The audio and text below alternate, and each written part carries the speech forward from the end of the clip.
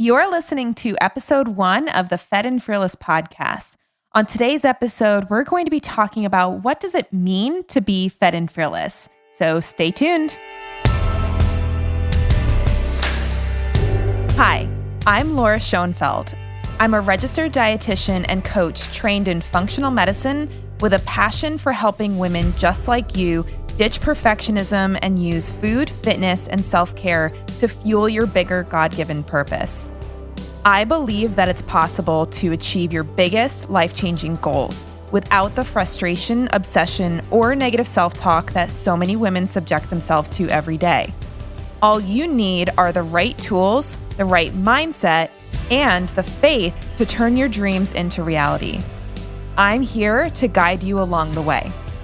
The truth is that you are so much more than a body, and I'm on a mission to help you change the way you think and act at a core beliefs level so you can transform your physical, mental, and spiritual health from the inside out.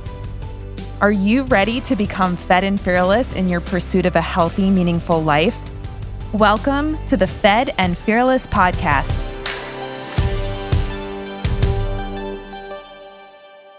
Hey everybody, welcome to the Fed and Fearless podcast. I'm Laura Schoenfeld, I'm your host, and I'm so excited to have you on this journey with me. This is the first full episode of this podcast, and I know that we're going to have a lot of fun together and that you're going to make some amazing breakthroughs, not only in your physical health, but in your mental and spiritual health as well. And I thought that we could start off this whole podcast journey together by talking about the concept of becoming fed and fearless. That's the name of the podcast. It's the name of my main coaching program that I offer. And it's something that I've gotten super passionate about after working with clients for the last 5 to 6 years. So I wanted to tell you a little bit about what Fed and Fearless is. What does it mean to be fed and fearless? And what are the various, I call them pillars, but what are the different components of becoming fed and fearless that you need to pay attention to and you need to make sure that you are working on? So I just wanted to share the 5 with you. I'm going to give you a little bit of information about each one. I'll tell you more about what kind of things to look for to determine if you need help in this area or if you need a little bit more attention. And if not, if you're feeling great in that area, awesome. My hope is that you'll be feeling super confident about each of these 5 areas by the end of the time that you're listening to this show. So let's start with the first pillar of the Fed and Fearless journey, and that is fearless eating. Now, I'm a nutritionist, so it makes a lot of sense that fearless eating would be the first step that I focus on. But ironically, I don't even look at eating as being the number one thing that affects people's health the most. So even though we're setting a foundation for having a healthy diet that helps support your energy and makes you feel great every day and just allows you to really fuel the bigger purpose that you're working towards, I also don't think it's something that is the number one thing to be focusing on for all people. I know it's kind of surprising. Being a nutritionist, you would think I'm all about diet, but after working with clients for years at this point, I've recognized that this is not the most important thing. However, the reason that I've set it as the first part of the journey is because I also know that if you're not feeding yourself well, it's going to be really, really hard to do anything else on this journey very well. And you'll understand more about what I mean once you see all 5 of the pillars of the Fed and Fearless journey. But I just look at food as being something that's kind of like gas in a car, where if you want to go on a journey and you're not putting enough gas in the car, you're not putting the right kind of gas in the car, you're not going to get very far. It's not the most important thing about your car functioning. And, if you think about taking a road trip, focusing on, do I have enough gas? Do I have enough gas? Like that's not something that's actually going to lead to a very enjoyable road trip, but it's also something you do need to make sure that you're dealing with and paying attention to. Otherwise, the trip's going to get in a little bit of trouble when you run out of gas. So I want to share some goals, milestones, and action steps that you will walk through on each step of the Fed and Fearless journey, not only through this podcast, but if you end up working with me as a client, this is the path that you'll take with me. So fearless eating, there's a couple of different things that make up fearless eating, but at its very core level, fearless eating means that you're eating adequate amounts of calories, an adequate balance of macronutrients, so protein, carbs, and fat, and an appropriate amount of micronutrients, so vitamins, minerals, things like that. So this is something that I think can get way more complicated than it needs to get. And that's really because of all the different diet mentalities that are out there these days. I'm sure a lot of you have heard of things like the keto diet or veganism or low fat, like all the different types of eating strategies that are popular or, ones that your friends are on, your family's on. Most of the time, those diet strategies negatively impact your calorie intake, your macronutrient intake, and or your micronutrient intake. Just to give you an example, many of you know me from the paleo world. So paleo is a diet where you're eating real food, focusing on proteins and vegetables and so animal and plant products. You're really avoiding things like grains, dairy, sugar, legumes, all the things that are called they call them the Neolithic agents of diseases, but I just look at them as being more agricultural kind of products as opposed to something that you could hunt or gather. So meat is something that you would hunt, and fruit and vegetables are things that you would gather. So that's what the very short overview of a paleo diet is for those of you who aren't familiar with the diet. And if you have been following me for more than a year or two at this point, you know that my original area of expertise was in using the paleo diet to help with a variety of different health conditions. I was working for a man named Chris Kresser, who I'm sure a lot of you know, throughout grad school and then even into the beginning of my career as a dietitian, as a nutritionist. And we still work together occasionally, but at this point, I'm really primarily focused on my own business. But all of that said, a lot of you are familiar with me through the work that I did for him or through the initial stages of my business when I was more focused on the paleo diet. And the reason why I bring up the paleo diet is not to pick on it. I don't want you guys to think that I think paleo is some terrible diet to follow, but I do want to use it as an example for the fearless eating component of the Fed and Fearless journey, because honestly, this is where I see a lot of my clients getting stuck. So again, I mentioned that some of the more popular dietary strategies out there these days, if done improperly, actually cause you to get inadequate calories, imbalanced macronutrients, and a lot of times inadequate micronutrient intake as well. And just to use paleo as an example, this isn't everybody, but I do work with a lot of women who see paleo as being something that is low carb.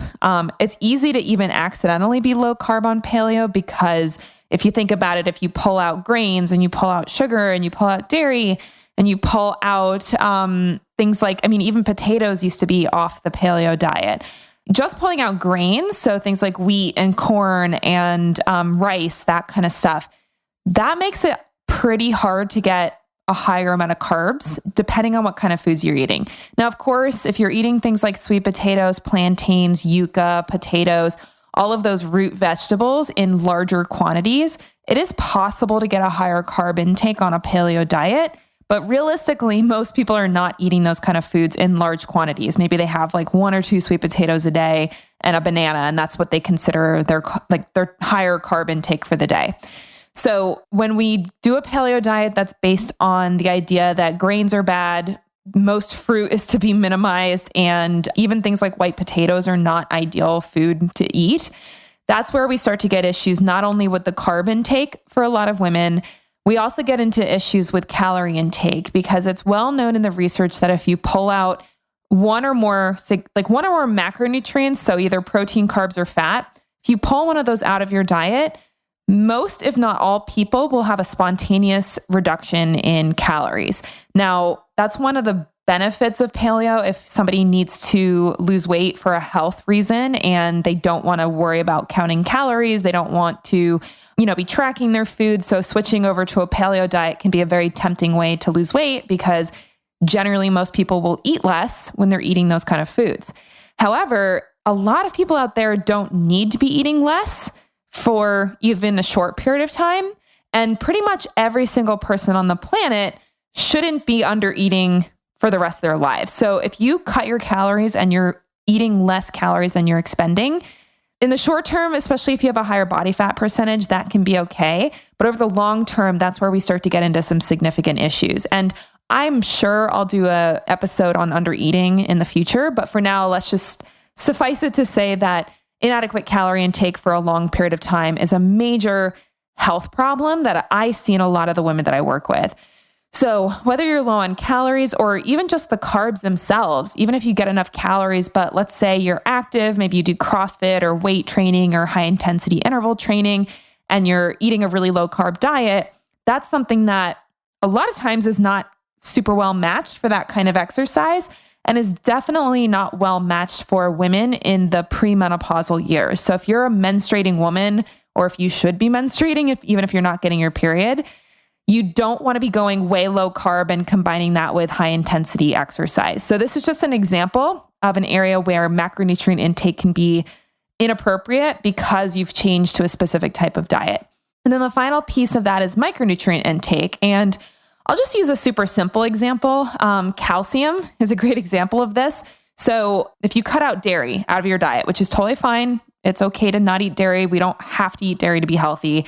However, dairy is a very significant source of calcium. And a lot of times people that pull dairy out are not replacing the dairy with other foods that are high in bioavailable calcium.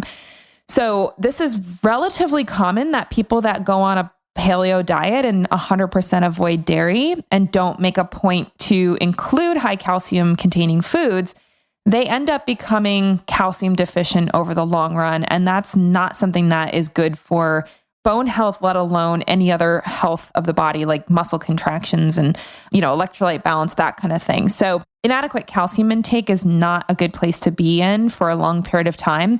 And that's something that can often happen when you go on a paleo diet, when you cut out all dairy. And I don't want to just pick on paleo. I mean, I could do this for like a vegan diet. So a lot of times when you go vegan, you are significantly cutting down your calories because you're not eating animal products, which tend to be higher in calories. So veganism can cause low calorie intake. Many people, when they do vegan diets, they either struggle with getting enough protein to support their needs, or sometimes if they're doing something like a lower fat vegan diet or more of like a heavy plant-based vegan diet, sometimes they can actually be too low in fat for their needs as well. And then as far as micronutrients go, just to give an example, vitamin B12 is a nutrient that is really only found in animal products. There might be some mushrooms out there or algae that contains B12, but pretty much most foods that contain B12 are animal based.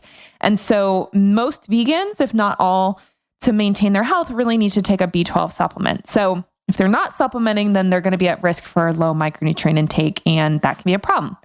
So this is something that, again, if you're on a specific diet protocol, I'm not saying that you have to dump that diet and just go back to a standard American diet. What I'm saying is that you have to be really careful that making those dietary shifts is not something that's leading to you being malnourished in any way. So that's part of the fearless eating step or pillar. And it's one that I really help my clients make sure that they are addressing, because it's honestly been a shock to me to see over the last 5 or 6 years of working with one-on-one clients to see how many people were creating their health problems because of malnourishment, essentially. Even though they were super educated, they were trying to be healthy, it was totally on accident in most cases, and they didn't know that they were significantly undereating. So that's why I'm passionate about it, and that's why eating enough is such an important part of the Fed and Fearless journey. Now, along with eating enough, it's not just about being fed, it's also about being fearless. So fearless means that you're not skipping meals without a clear reason why. So a lot of my clients that are in diet mentality, they will skip meals because they're like, well, I'm not hungry enough to warrant eating, or maybe they're trying to lose weight. So they're like, well, I'll just skip breakfast so that'll cut my calories down. So skipping meals with the goal of restricting calories, I would consider not to be something that is healthy for most people. And so one of the elements of being well-fed and fearless is to make sure you're eating regular meals, that you're eating enough, and that you're not skipping just because you're trying to lose weight. Other parts of the fearless component of eating would be things like minimizing how many restrictions you have. So something I teach my clients is how to make sure that the restrictions that they're implementing in their diet are actually helping them and actually have a purpose, and they're not just restricting because they read online that gluten's going to kill them or something like that. So I'm not against somebody being gluten-free. I just like to make sure that there's a very clear reason why they are being gluten-free or or low FODMAP or, skipping dairy, whatever it is. I just want to make sure that the restrictions make sense, that they're actually helping, and it's something that is actually making their health better and not worse. And some of the other parts of the fearless eating component would be enjoyment of food, which I can't even tell you how many women I've spoke to that are really just like ashamed to enjoy their food or choose food based on how healthy it is and really don't even take into account if it's something that they would enjoy.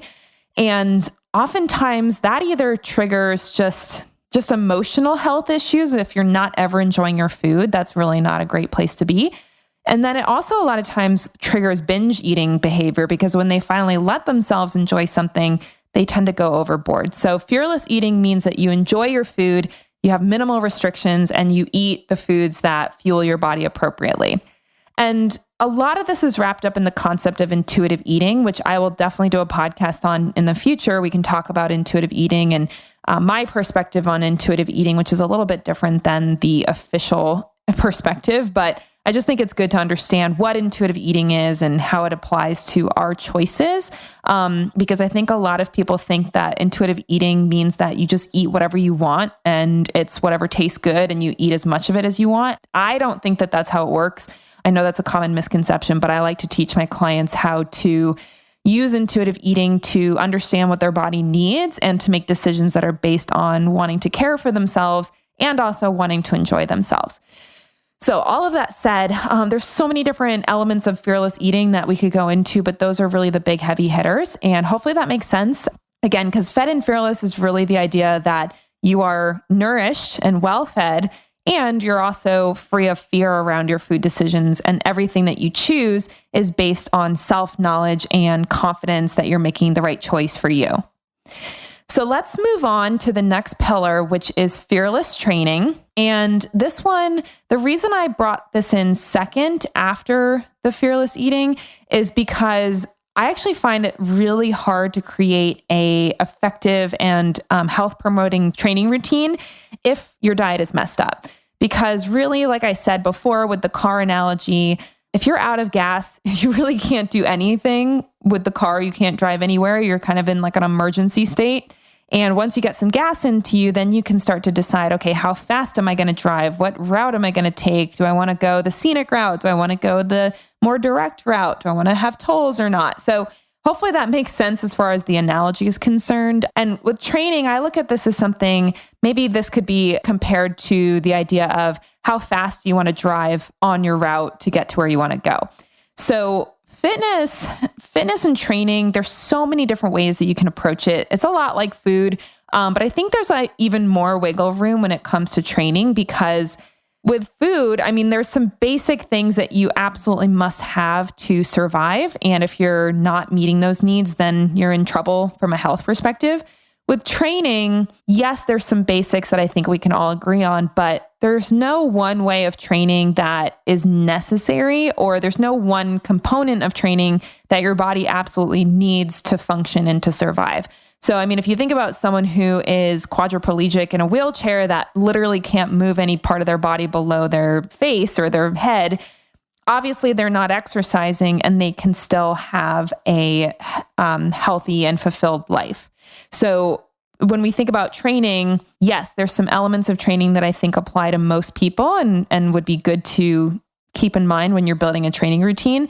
But ultimately, you do not have to move to survive in our current society. So you do have to eat to survive. You don't have to move. And that's why I think we have a little bit more flexibility when it comes to our training choices. But I look at fearless training as having a couple different components. One is that you have clear fitness goals. So you actually know what the purpose is of the training that you're doing. Now, you don't always have to have a physical outcome goal to make a goal about something. But as an example, let's say you like walking, maybe your goal is to hit a certain number of steps per day or go for a certain amount of time per day for a walk. And perhaps the goal there is just to get like a baseline amount of movement in on a daily basis. And that's totally fine. That is a perfectly acceptable goal. It does not have to be, oh, I'm going to deadlift 300 pounds or something like that, or I'm going to run a sub 3-hour marathon, or, those goals are great if you want to have them. But I think for the average person, a lot of times just having some minimum movement goals can be a great place to start. And again, if all you're doing is walking, that could be enough for you. So I just want to make sure that you know that your goals don't have to be super inspiring or something that you would post about on Facebook or that they would do a ESPN documentary on or anything like that. It can be very, very simple and still be beneficial. Once you know what your goals are, then I think it's really important to have an appropriate and effective training routine, because sometimes people set goals and then they train in a way that's not even moving them towards those goals.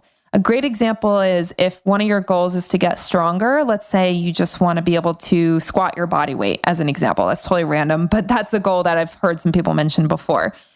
Now, if your goal is to squat your body weight, I think it's pretty obvious that running every day is probably not the way you want to train to reach that goal. Doing yoga, probably not the right way to train to reach that goal. Now, that doesn't mean that running or yoga is bad. It just means that those are not ways that you would train to reach the goals that you have if your goal is to squat your body weight.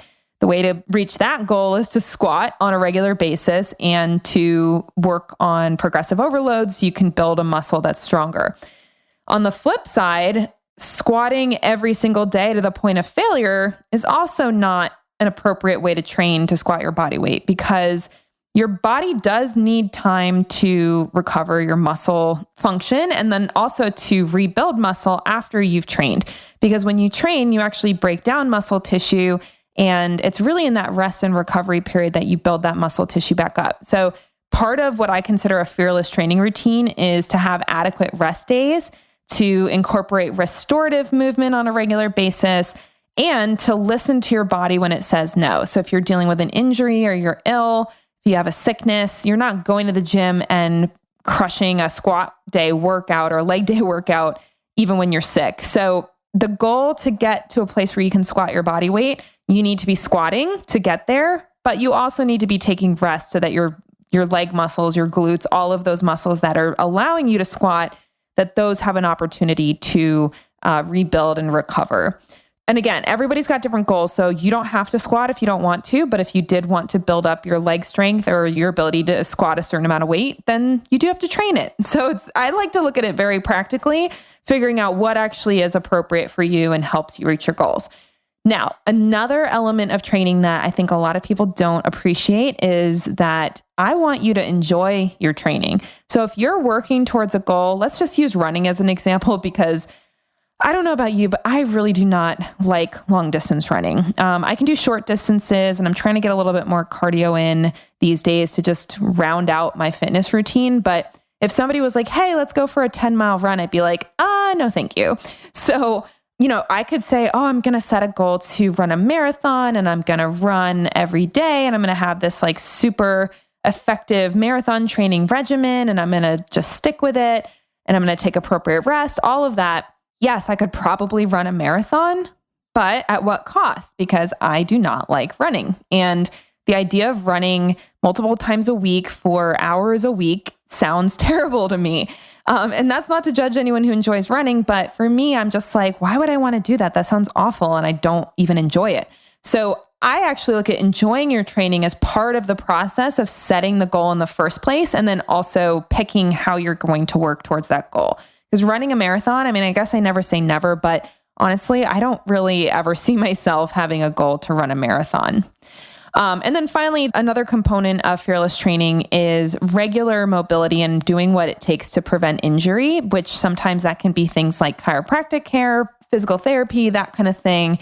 It depends on how hard you're training, but sometimes being able to continue training at the level you want to train requires doing things like body work, injury prevention, injury treatment, that kind of thing. So I hope that makes sense. Again, training can go really so many different directions. And even if all you're doing is walking 30 minutes a day, that's still great. So you don't have to have a massive fitness goal that you're working towards. But if you do have goals, you need to make sure that you're training appropriately, effectively, and you're taking that downtime that you need. All right. So our third pillar is fearless self-care. And self-care is a really interesting topic. We've talked about it a lot in our Fed and Fearless coaching group. And we've done a couple of different talks on what does self-care look like, the difference between self-care and self-improvement, how we can really emphasize self-care as part of our schedule, even just shifting our energy so that we are either in a doing energy or receiving energy can affect our experience of self-care.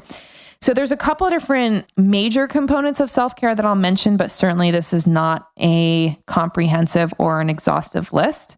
So the first thing I would always want my clients to be making sure that they're doing is getting at least 7, if not 8 or 9 hours of sleep every night, as much as possible. Now, obviously, there's going to be phases in our life where we're getting less sleep, things like having a new baby, or maybe we're working longer hours for a project. That's the ones that come to mind, but I'm sure you can think of lots of different reasons why you might not get 7 to 9 hours of sleep.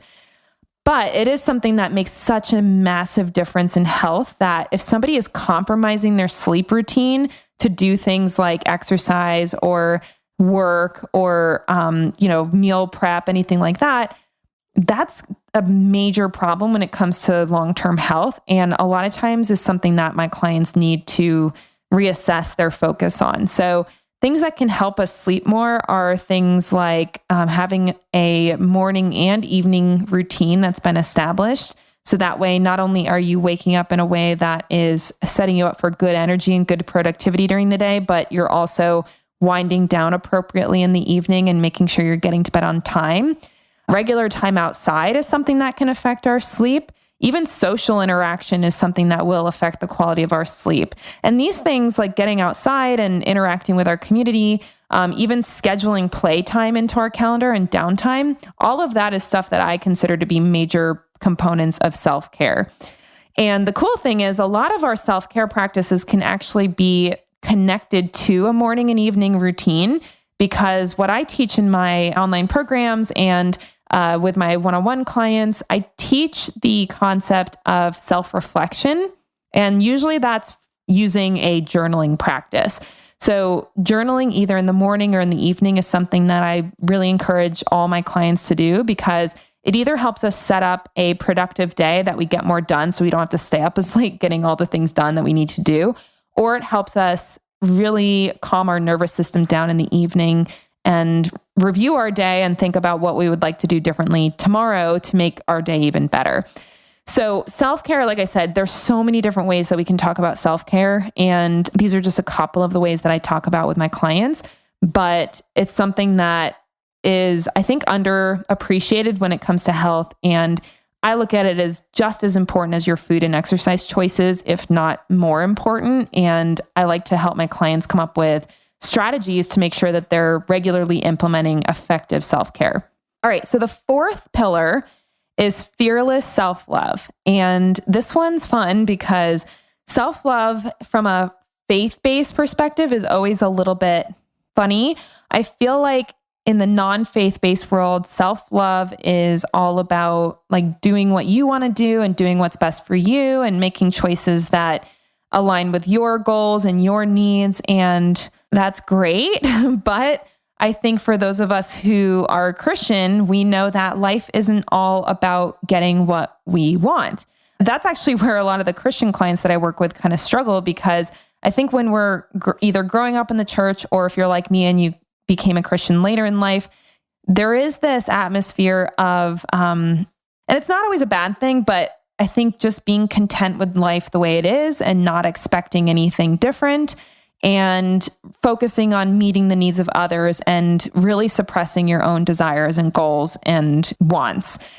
And like I said, there's a time and a place for that. I think we need to find a balance. And this honestly could be its own podcast, so I won't go into too much detail, but I look at both of those extremes as being unhealthy, because as a Christian, I believe that we were created to experience the kingdom on earth.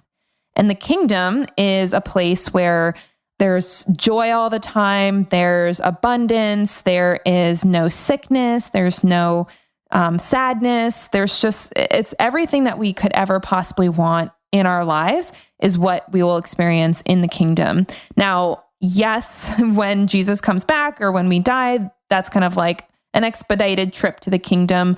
But we also are here to bring the kingdom to earth. So what that means is that we need to start living a life of abundance, of joy, of healing of physical and emotional health challenges, of healing relationships. There's so much that God has for us that is not just for when we die. And I think about self-love as being something that really helps us start to experience God's best for ourselves. So that way we can then expand it to other people. Because really, I believe that it's hard to help other people if you're so self-conscious about yourself, or you're so consumed with thoughts of low self-worth or poor body image. You end up living a really small and self-centered life when you're struggling with self-esteem. And I know that can sound a little harsh, but I honestly believe it. And I think that for those of us who have experienced the breakthrough of becoming self-confident and believing in our self-worth, you can, I'm sure, agree with me that that belief then allows you to make a bigger impact in the world around you, because you're not worried what other people think of you. You're not downplaying your gifts or your ability to change the world. And of course, this is all done through the grace of God. So I'm not saying that you need to be the best person for you to have an impact in the world around you. But if you're constantly questioning yourself, you're constantly judging your body or your lifestyle or anything like that, you're going to be pretty limited as far as your ability to live the life that God created you for and experience that kingdom lifestyle, which is joy and peace and relationship and health and all of that good stuff. So when we talk about fearless self-love, I always want my clients to create a belief in their own self-worth that comes from knowing who they are as a child of God. And it's not something that society just defines for us. It's something that we all have innately because we were created. So that belief that's unshakable is something that needs to be there for us to truly experience pure self-love. And self-love in the way that we're seeing ourselves through God's eyes, because God loves us. It's also either body neutrality or body positivity. And again, I could definitely go into more detail about this, but essentially, you don't have to look in the mirror and think like, oh my gosh, I'm so hot every time you see yourself.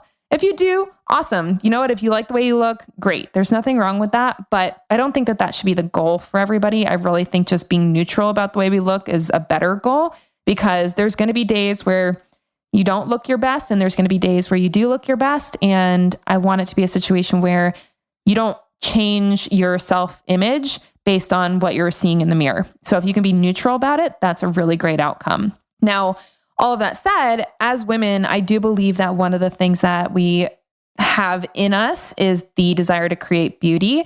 And so having a healthy beauty routine that is not created from toxic products and also not based on the fact that you're trying to be someone you're not, but just more about having fun and being creative. I think that's something that can be a really great way to build self-love.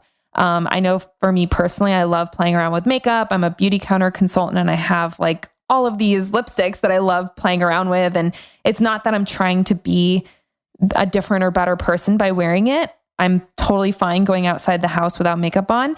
But to me, it's fun, it's creative, and it's something that I'm like, ooh, I just created some beauty. So that's where I want to get my clients to as well, because I don't expect them to be, completely makeup free and never touch makeup for the rest of their lives. I think it's something that we can have fun with.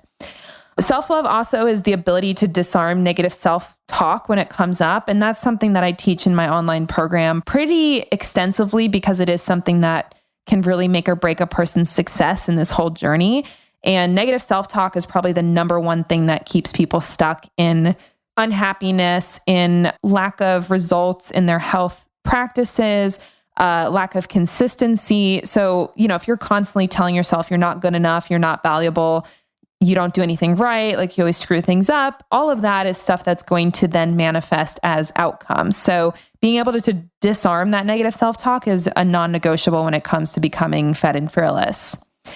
I also like to teach the ability to be vulnerable in relationships, whether that's a spouse or, just a romantic partner in general, friendships, family, even being vulnerable at work. Because if any of you are Brené Brown fans like I am, you'll know that vulnerability is a non-negotiable when it comes to creating true relationship. And I think that true relationship is something that all of us desperately need. We were created for it. And if we don't have it, it's going to manifest as physical and mental and spiritual health problems. And part of that vulnerability is being able to be comfortable being yourself, and not just kind of being yourself, but really being 100% yourself, which I will raise my hand. I am still working on that. I tend to be someone who kind of is a little bit of a social chameleon, where if I'm in a room with a couple people, I want to know what what they want and who I should be for them. And it's something that I'm working on. But for me, it's been a journey, probably a multi-decade journey to get to a place where I felt comfortable being myself and didn't feel like I had to conform to others' expectations. But that is a component of fearless self-love that I do teach my clients, because it makes a huge impact on their ability to have relationships. Okay, so the fifth and final pillar of Fed and Fearless is the fearless pursuit of purpose. And this is really the goal of the entire journey that I take my clients on, and something that is really what drives the work that I do in general, because I believe that all women are created to do something special that only they can do on this earth, and that they were created with a purpose, and that God has amazing plans for them that they can choose to walk out. And what I find is that the women who are struggling with things like poor body image or obsessive dieting or excessive exercise or not sleeping enough, overworking, all of that, they actually can't pursue their purpose because, or maybe, they're pursuing 10% of it, 20% of it, but they're so limited in their pursuit of purpose because they're just distracted or in bondage over these so-called health habits that they're trying to focus on.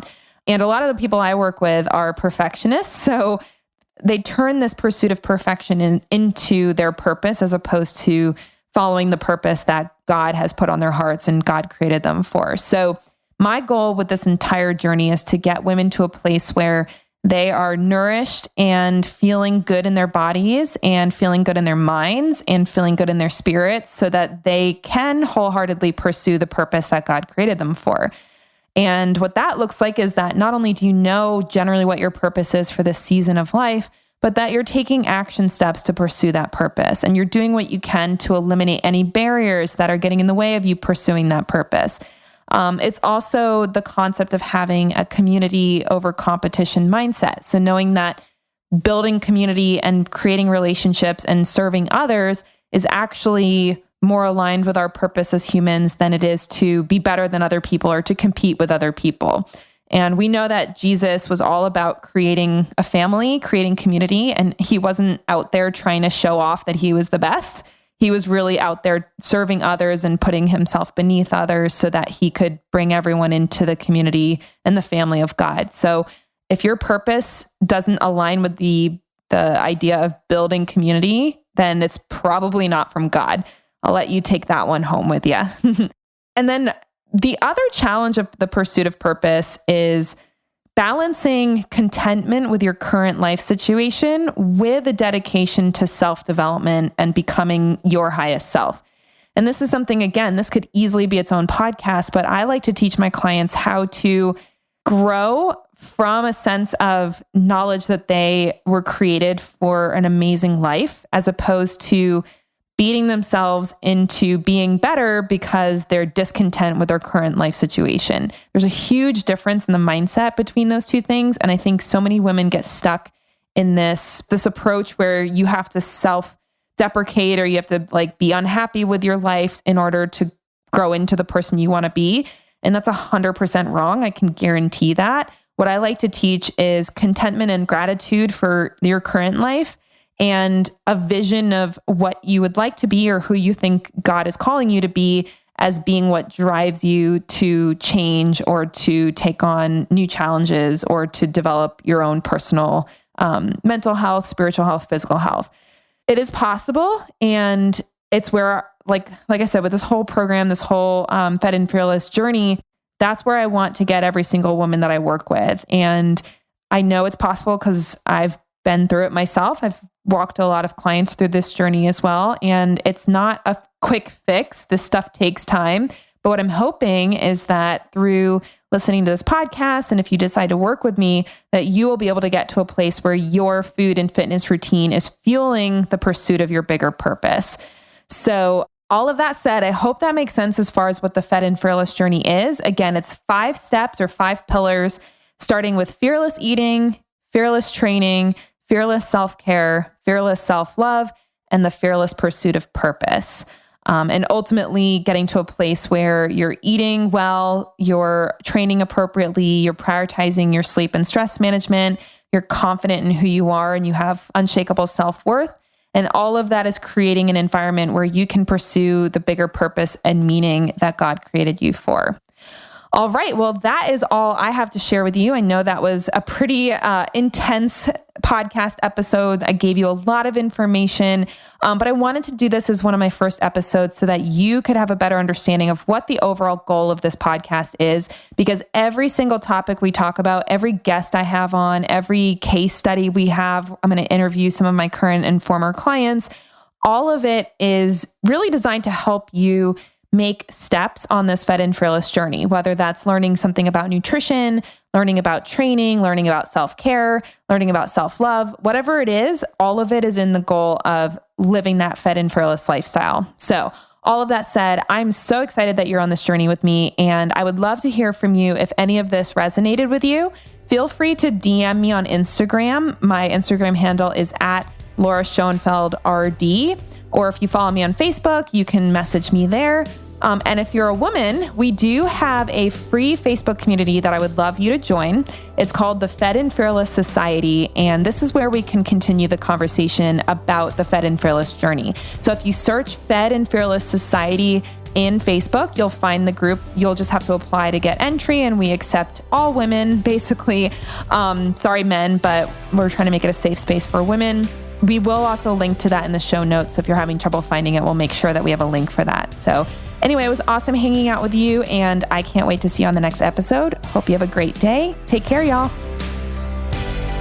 Hey, everyone. Thanks so much for listening to the Fed and Fearless podcast.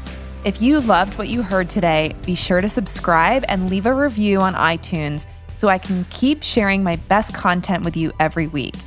And use the hashtag Fed and Fearless when sharing the episodes that you love the most on social media like Instagram and Facebook, so I can connect with you personally. And if you're enjoying the content I've been sharing on this podcast, you're going to absolutely love my free online training, The 5 Secrets of Fearlessly Healthy Women of Faith. This training covers the 5 most important shifts you must make in order to become truly healthy and free from fear around your health decisions. Listen, I know beyond a shadow of a doubt that you were created for so much more than fear and frustration around food and fitness. Let me show you how you can experience true freedom in your health and incredible purpose for your life. If you're ready to experience true peace and freedom in your health, here's what I want you to do. To watch this free training, go to fedandfearless.com/free. That's fedandfearless.com/FREE free. You'll get instant access to this 1-hour training, and you'll walk away with a brand new method for approaching health from a faith-based perspective, so you can live the purpose-driven life you were created for. Go get your free download now at fedandfearless.com/free. All right, I'll see you on the next episode. Until then, get out there and be fearless in your pursuit of a healthy, purpose-driven life.